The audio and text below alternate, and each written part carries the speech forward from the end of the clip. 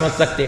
آپ کو معلوم ہونا چاہیے عیسائیوں کو بڑا تعلق ہے قرآن سمجھنے کا، بہت اینٹک پیسہ ہے وہ. اللہ بولتے ہیں قرآن کے اندر ہے کیا بھائی، غور کریں گے غور کریں گے غور کریں گے، قرآن کو غور کریں.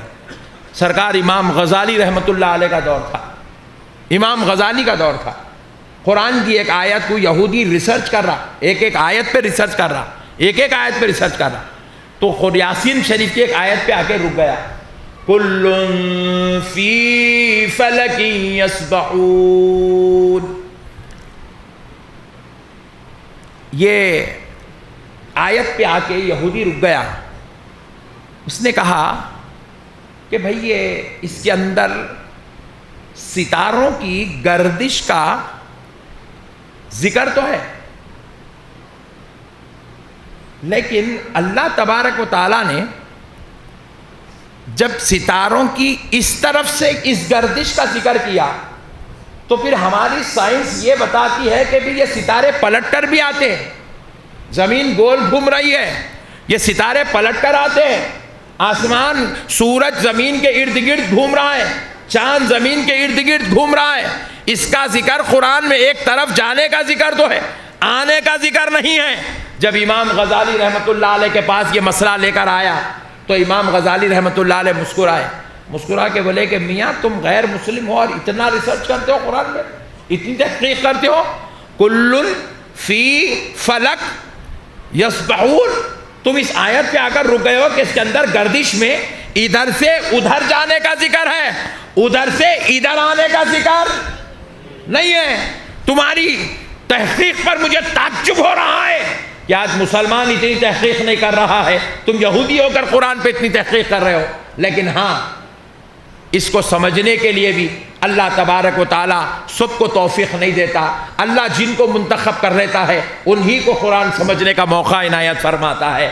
قرآن کا پڑھنا، قرآن کا سننا، قرآن کا سمجھنا یہ کوئی بچوں کا کھیل نہیں ہے. اللہ جس کو اپنا بنانا چاہتا ہے اس کو قرآن پڑھنے کی توفیق عطا فرما دیتا ہے، قرآن سننے کی توفیق عطا فرماتا ہے، قرآن سمجھنے کی توفیق عطا فرماتا ہے، قرآن کا فہم اللہ اس کو عطا فرماتا ہے، قرآن کی فراست اللہ اس کو نصیب کر دیتا ہے. تو اب حضرت امام غزالی رحمۃ اللہ علیہ فرمائیں کہ میاں دیکھو یہ کل فی فلک، ادھر سے ادھر کی گردش کا ذکر ہے، ادھر سے نہیں ہے. بولے نہیں ہے میاں تم کو نہیں معلوم.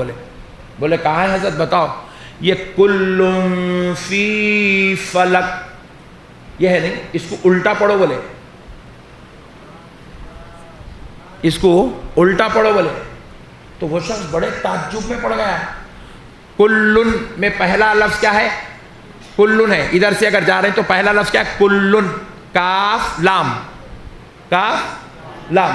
ادھر سے پڑھو فلک، فلک میں آخری کے دو حرف کیا ہے؟ کاف لام. پھر کلن بنا. پھر ادھر کیا ہے؟ فی. ادھر سے سیدھا پڑھو تو دوسرا حرف کیا ہے؟ فی. پھر یہ فلک میں سے آپ لام کاف کلن پڑھ لیے، کاف لام کلن پڑھ لیا، بچا کیا؟ فی، فا بچا. اور پھر ادھر فی کا یا بچا، دونوں کو ملاؤ پھر فی بن گیا. بولے میاں ایسا بھی پڑھ رہا ہے تو کلن فی فلک بن رہا ہے، ایسا بھی پڑھ رہا ہے تو کلن فی فلک ہی بن رہا ہے. آپ قرآن کھول کے دیکھیں تو آپ کو سمجھ میں آتا.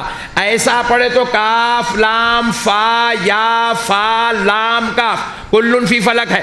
ایسا بھی پڑھے الٹا تو کاف لام فا یا فا لام کاف کلن فی فلک ہو رہا ہے. میاں جو لفظوں میں اللہ نے ادھر سے ادھر جانے کا ذکر کیا، انہی لفظوں میں اللہ نے پھر ادھر سے ادھر آنے کا بھی ذکر فرما دیا ہے.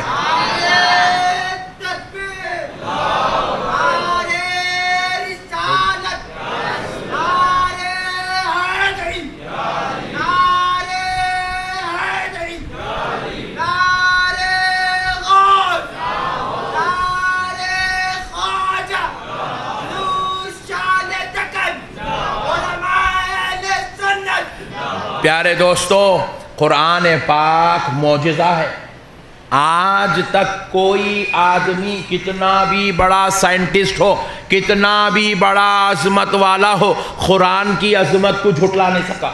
قرآن کی عظمت کو جھٹلا نہیں سکا. اب ایک دوسری بات سن لیجئے, قرآن کی عظمت معلوم ہونا ہر مسلمان کو ضروری ہے. آپ 10th میں ماشاءاللہ ایگزام لکھے, کون کون نہیں لکھے ہاتھ اٹھاؤ. اچھا پورے پڑھے لکھے لوگ بیٹے سبحان اللہ. ایک جنا اٹھایا بیچارہ نہیں لکھا, بلکہ شریف آدمیوں نے شرافت سے صحیح بول دیا. ورنہ اپنے مسلمان 10th کا ایگزام بھی بہت کم لکھ رہے ہیں آج کل.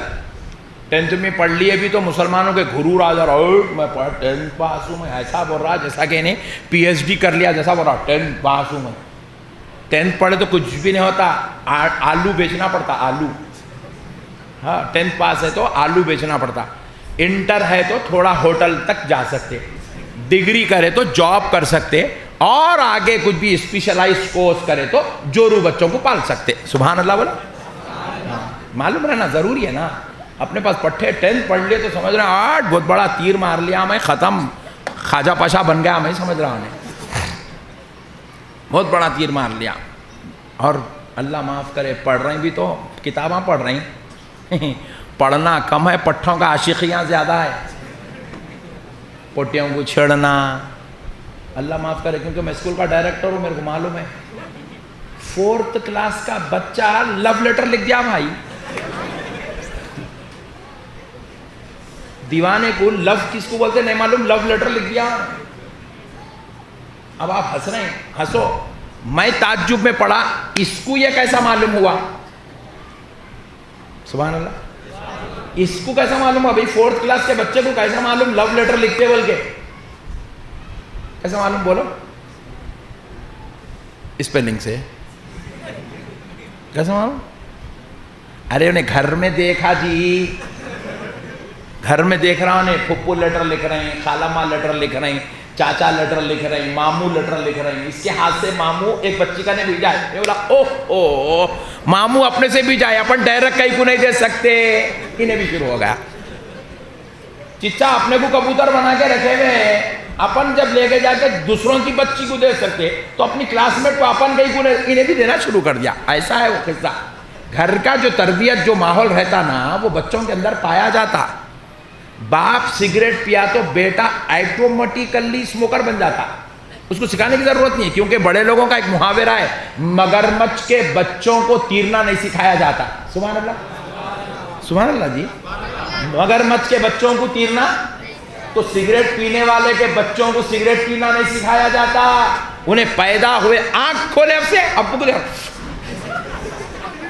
آنکھ کھولے سے دیکھ رہا انہیں ابا کو, تو اب انہیں بڑا ہو کے انہیں اللہ اللہ ایسا کرتا, انہیں 2 رکھ کے مارتا ایک ساتھ ہاتھ میں. بولے ابا 1 مارتے تھے اپن 2, ابا 4 مینار مارتے تھے اپن گولڈ فلیگ بولتا انہیں. ہاں بھائی دیکھو پٹھا ہنس رہا, دیکھو انہیں بولا مول صاحب میرے کو پہچان لیے بول رہا ہے. ہمارے پاس ماحول ایسی ہے, ہمارے مسلمانوں کے برباد ہونے کی وجہ. آپ بتاؤ کون سے اسکول میں بول رہے ہیں سگریٹ پیو بچوں کو. خود سگریٹ پینے والا بھی نہیں بول رہا سگریٹ پیو بول کے, انہیں خود بھی سگریٹ آپ کی صحت کے لیے مضر ہے بول کے لکھ کے انہیں خود پھیپڑے سڑے ہوئے پھیپڑے ڈال کے بیچ رہا. شراب پیو بول کے کوئی شراب ہی نہیں بولا. آج تک کوئی حکومت, کوئی اسکول, کوئی کالج کا لیکچرر ٹیچر شراب کی فضیلت نہیں بتائے. پھر بچوں میں شراب پینے کی عادت کہاں سے آئی؟ آج تک کوئی ٹیچر بچے کو گالی نہیں سکھائی. آج تک کوئی ایسا انسٹیٹیوٹ, یہ کوئی ایسی ایجوکیشن سینٹر, کوئی ایسا اسکول, کوئی ایسا کالج نہیں ہے جہاں پر گالیاں دینے کی تربیت دی جاتی ہو. پھر بچے کی زبان پہ گالیاں کہاں سے آئے؟ یاد رکھو, اسے یہ گالیاں اس کے ماں باپ نے سکھایا.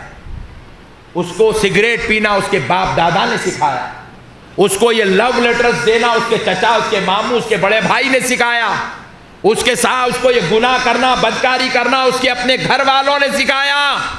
اسی لیے تو رسول پاک صلی اللہ علیہ وسلم ہم کو یہ بات سمجھائے ہیں, بچپن کا علم پتھر کی لکیر کی طرح ہوتا ہے.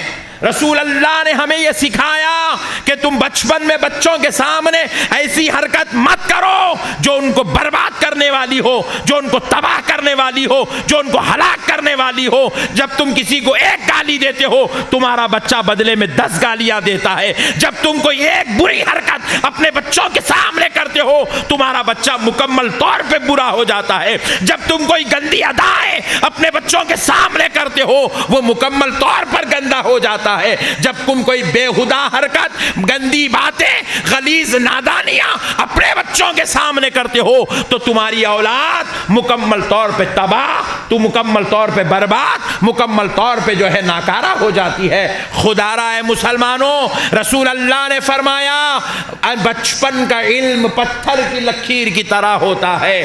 العلم فی الصغر کالنقش الحجر. میرے پیارے بھائیوں, میرے آقا کی اس بات کو ذہن پہ رکھو. اپنے بچوں کو پڑھاؤ, اپنے بچوں کو اخلاق سکھاؤ, اپنے بچوں کو قرآن کی تعلیم دو, اپنے بچوں کو قرآن سے جوڑو, ان کو قرآن کا مخرب بناؤ, ان کو قرآن کا تعلق دو.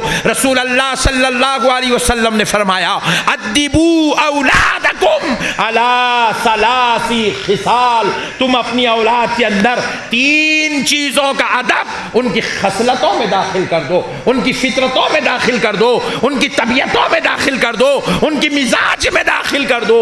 پوچھا گیا وہ 3 چیزیں کیا ہیں؟ حضور نے کہا پہلی چیز حبی نبیکم. اب تمہارے نبی کی محبت ان کے دلوں میں ڈال دو, نبی کی محبت ان کے دلوں میں ڈالو, ان کی خصلتوں میں ڈالو, ان کی مزاج میں ڈالو.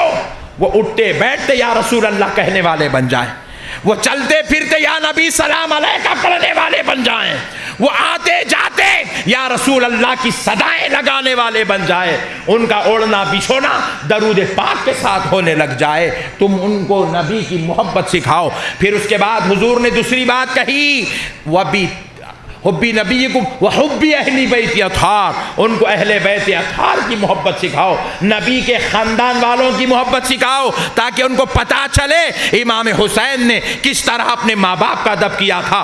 ان کے دلوں میں محبت ہوگی, وہ حسین کا کردار پڑھیں گے تو ماں باپ کا ادب کرنے والے بنیں گے. وہ سیدہ فاطمہ کا کردار پڑھیں گے تو امت پہ شفقت کرنے کے, غیروں کے ساتھ حسن سلوک کرنا, اپنوں کا خیال کرنے کا درس ان کو نصیب ہوگا. وہ مولا علی المرتضیٰ کی محبت میں مبتلا ہو جائیں گے تو پھر انہیں بھی اسلام کی حفاظت کرنے کا جذبہ, قرآن کی تلاوت کرنے کا شرف, بڑوں کا ادب کرنے کی تعظیم کرنے کا توفیق اللہ ان کو عطا فرمائے گا. میرے پیارے بھائیوں, یہی نہیں, نبی نے اب تیسری بات فرمائی وَبِتِلَاوَةِ الْقُرْآنِ, اور اپنے بچوں کی خصلتوں میں قرآن کی تلاوت کو داخل کر دو.